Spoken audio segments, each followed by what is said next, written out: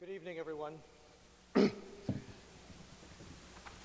So I'm not going to make this a long evening, but I think this is a wonderful film, and I'm hoping there's an opportunity for people to come up to the microphones and discuss it, and to talk a little bit about it, because we've all been here together to see this amazing film. Let me ask a question right now, just with a show of hands. How many of you in the audience do not work with children? How many of you are adult providers or interested parties or whatever? Okay. So some people.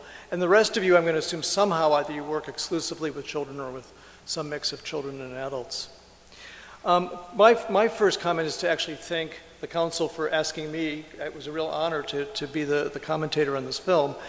And I actually had the opportunity to see this film getting ready for this a number of times. So it continues to strike me as what a wonderful film it is. There's many interesting things in this film that you start off when we find out that there are 20 million children, an estimate of 20 million children living on the planet with a life-limiting, life-threatening condition, as one would define it. And we see this span, and this film was done in a number of countries, and in fact, many of the countries, many of the children aren't shown in this film who were actually interviewed. There were 22 children who show up on the credits as being parties in this film, and we only get to see the lives of 6 of them.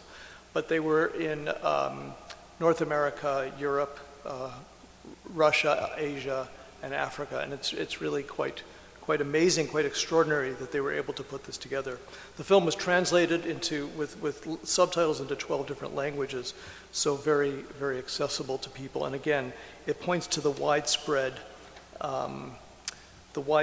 span that they really wanted to achieve with this. I'm going to talk a little bit about some reflections on what the content of the film, and we should talk about. Then I'm going to talk a little bit about, I think, about the film itself as a film and what that means, and then we should have some time to talk about, to exchange and have some questions. In terms of the content, if I ever get myself my own herald, and I'm going to have it on a family motto, it's going to be Nil Admirari, which is Latin for never be surprised, and I think that's what this film points out to me. These children are, all of them, alive beyond our expectations. And I think that one of the things that comes through for me in this, and I say this in my work, but to see somebody else say it in a film, is the way that, at least in pediatrics, palliative care keeps children alive. Callie's mother clearly says that, and we see that from some of the others as well. The lady says, or her aunt says, without the hospice, no lady wouldn't be here. She wouldn't be alive. And yet how interesting is that? We go into palliative care expecting one thing, and our job turns out to be all about keeping kids alive. The other thing that I think reflects is that we do that in part, not solely through our use of technology. You see a lot of, if not technology, at least interventions, IVs and ventilators, and children getting treatments and therapies. And again, families don't ever stop, and as Leanne says, never give up. And if we weren't working with families on that wavelength, we would have no patients, clients, customers at all. We would have been out of business a long time ago. Another reflection from the movie that I pick up is the way that palliative care, again, across the span of these many different families and many different circumstances, is providing support that comes over again and again. What people say, I'm supported by palliative care team. The palliative care team supports our family, and it's about supporting a family. So we have this kind of intervention. It keeps children alive. It's support to all of the family, and it's ongoing. We see a span of ages. The youngest is Kaylee. Even though we meet her when she's 7, she's introduced to my friend and colleague Stefan when she's about just a few weeks old, and she was a 23-weeker. And of course, the oldest person in the film is Leanne, who herself is a mother at this stage. And what an enormous span of ages and circumstances that we encounter through that. One of the other things that reflects, and again, this is informed a little bit by our research and our studies, we did a study in 2010. Stefan was on that study, as well as some other people here at the Congress. And of all children in a large North American cohort who were referred to palliative care, referred by teams for what those guys see as end-of-life care, essentially, as Richard Goldstein describes it, 2 out of 3 of them were alive a year later.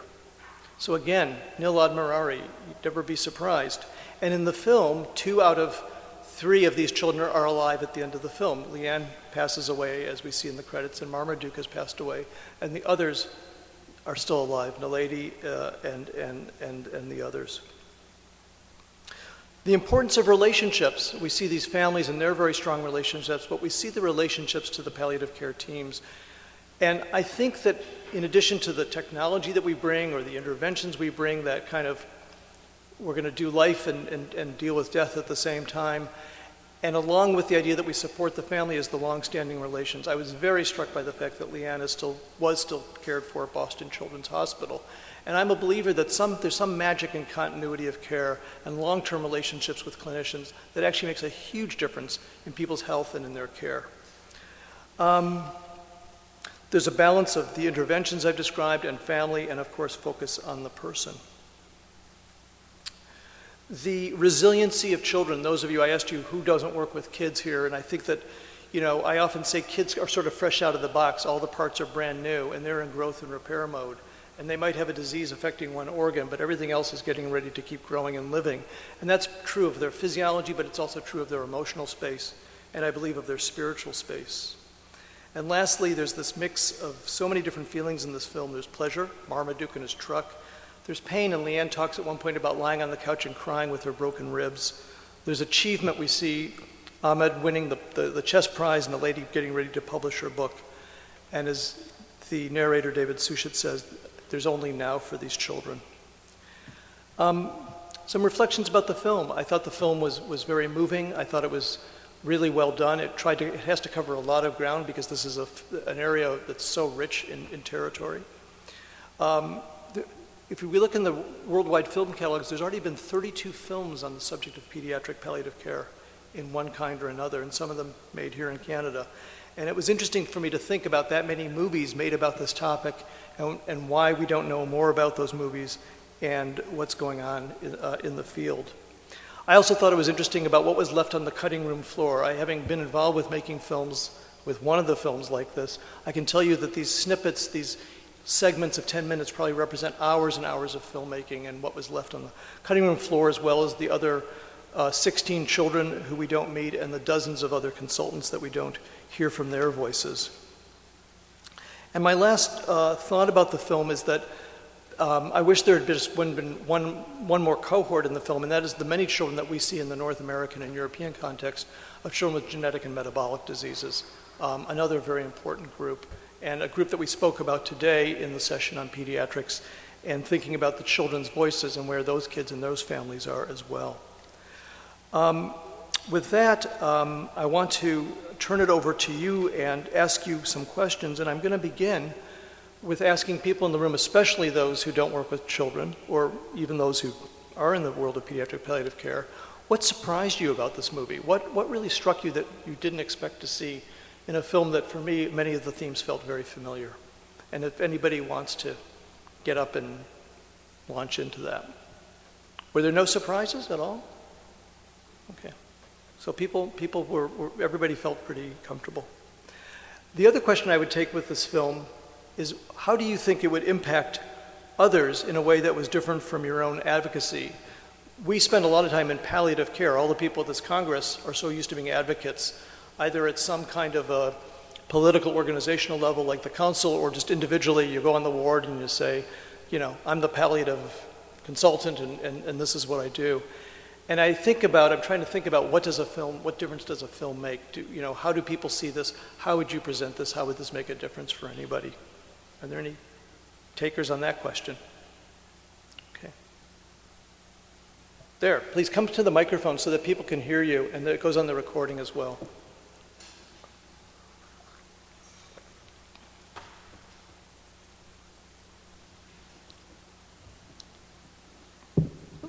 Hi.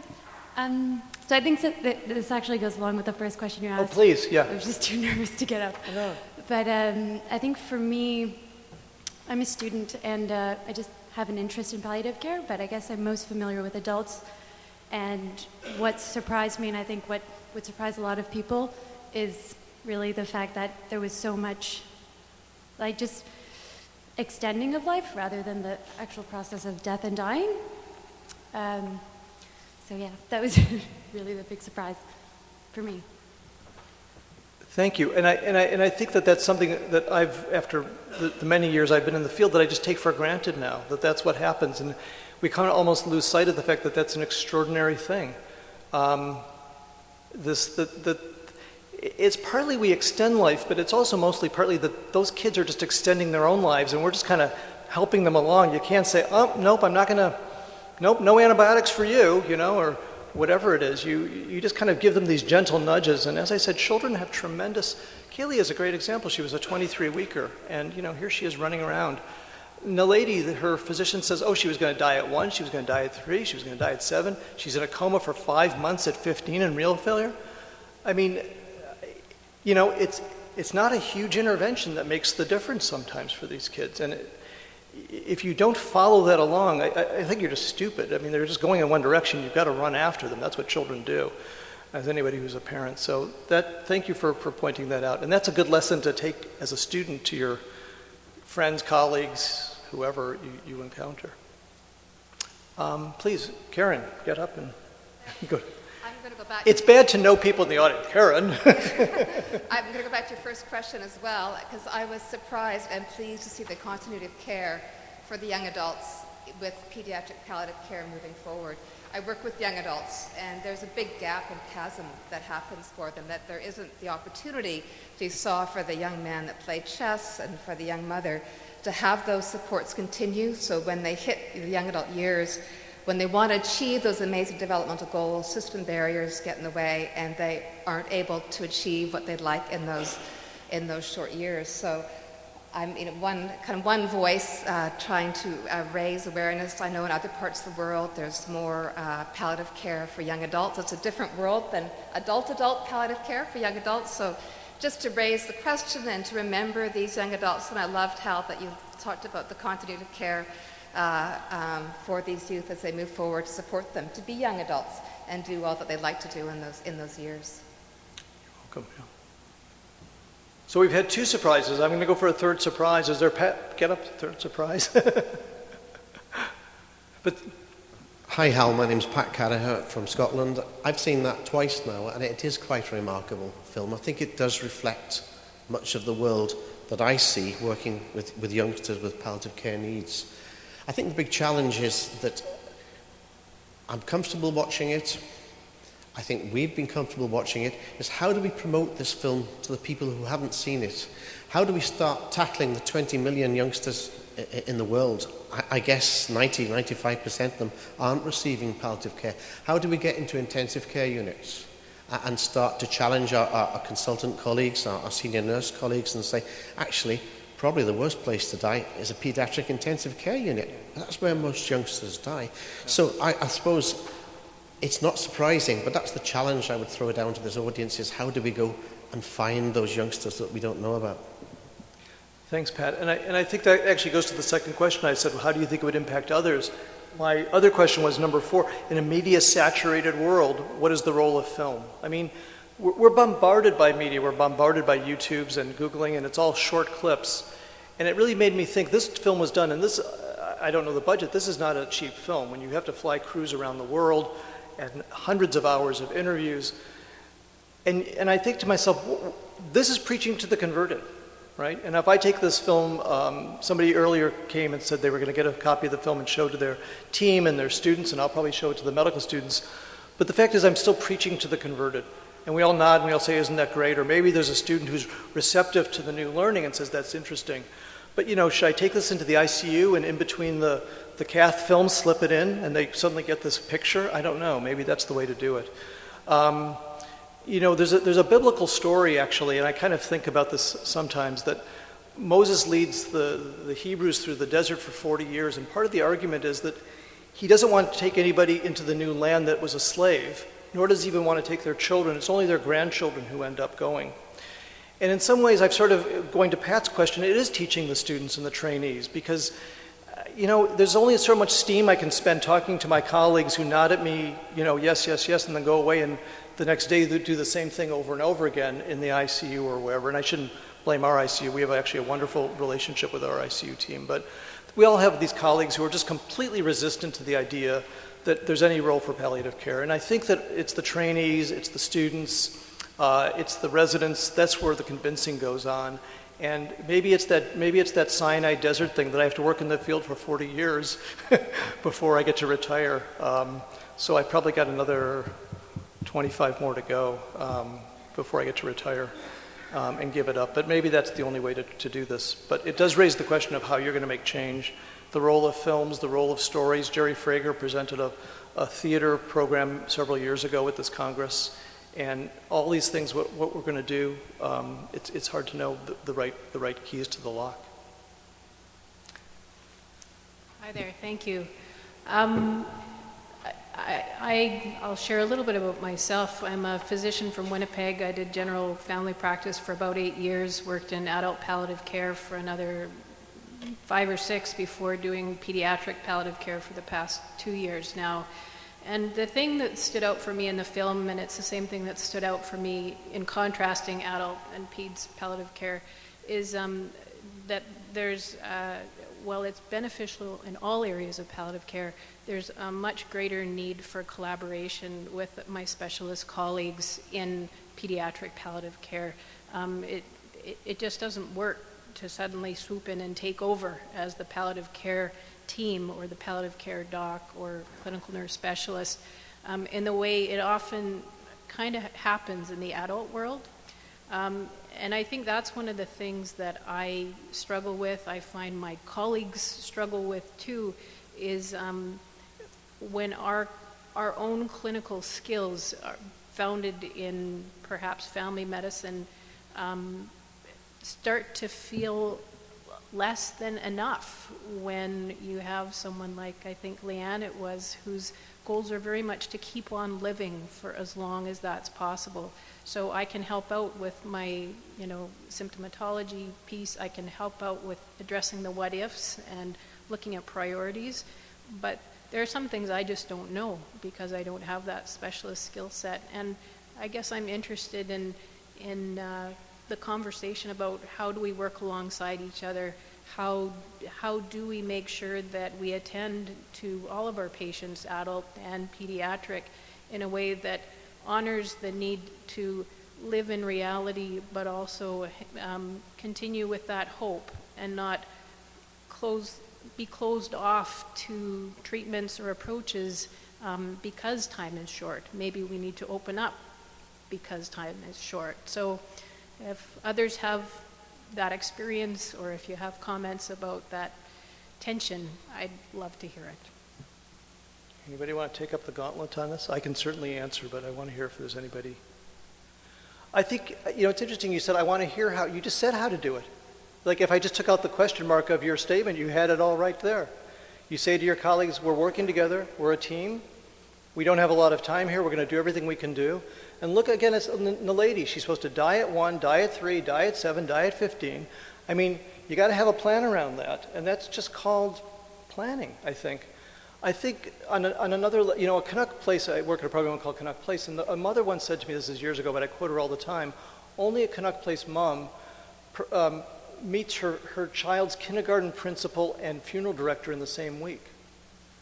And this is a young woman who says, I was planning my funeral and suddenly I have to plan my wedding. And I think one of the great things and challenging and mysterious things about palliative care is, and especially in pediatrics, is you have to have a high tolerance for uncertainty. And I say to the residents, if you can't tolerate uncertainty, please find, this isn't the field for you, no matter how much fun we have or how good the cookies are at the hospice. This is a field, but I think you said it all. You say to your colleagues, I'm going to help you and you're going to help me. You're going to do the CF stuff, you're going to put them on pulmozyme, you're going to monitor their PFTs, and I'm going to make sure their symptoms are under control. And for Leanne, you say, I'm just visiting you now and then. Someday you'll need me, we don't know when, and then I'll move up the ladder and come to the fore. I think it's just a matter of being there, and Richard Goldstein describes that too. You're just there, and that's not a bad thing to be doing. And it might be like Naledi, 23 years, you're just there. So that's a good reflection on the film, thank you. Yeah. Hi, I'm Corinne McDonald. I'm a resident in family medicine from Calgary. And you asked a question earlier about perhaps venues for distributing it, and one that residents participate in regularly, as do medical students, is grand rounds. Mm-hmm. And I know that most pediatric centers have grand rounds, and if that hasn't already been considered as an option, it's a venue that I would suggest. Thank you. That actually is a very good, yeah, or academic half day or one of those venues, and yeah. Hi, that was excellent. I have followed Mike Hill doing that after he'd done that earlier one on pain, and I had yet to sit down and watch that, so thank you. A couple questions, but first of all, I can't help but want to crack a joke. That kid there with the trach, he was trying to copy you with the bow tie. I know. He just looked almost as classy as you. But for those who don't know... For those who don't know, normally I'm wearing a bow tie for these kinds of events, but anyways, yeah. But Hal, in terms of educating public, I wondered if this gets shown very often in school classrooms. It would be an excellent one in our elementary schools, middle schools, high schools, especially when there's kids that are there with major chronic illnesses. You know, I think it's an interesting idea, and this is, an opportunity. High schools have health classes, they have classes on social issues. Obviously, MAID is the issue of the year in Canada, and I think it's great opportunities in high school to bring this in, and I think it's a generation or an age that would be really interested and available or able to have a discussion about these issues. And the kids they know, all kids are now growing up with integrated kids in their classrooms who have lots of disabilities and things they don't know about. Yeah, interesting. Good idea. Thanks, Kat. Good. I'm seeing that it's now, 25 after, and most people are on some other time zone. I'm actually on UK time. So I think it's a good time to end the evening. It's been a long and wonderful first day, the pre-day, and I hope that when the Congress officially kicks off tomorrow morning, it just leads to 4 more wonderful days. So thanks very much. Take care.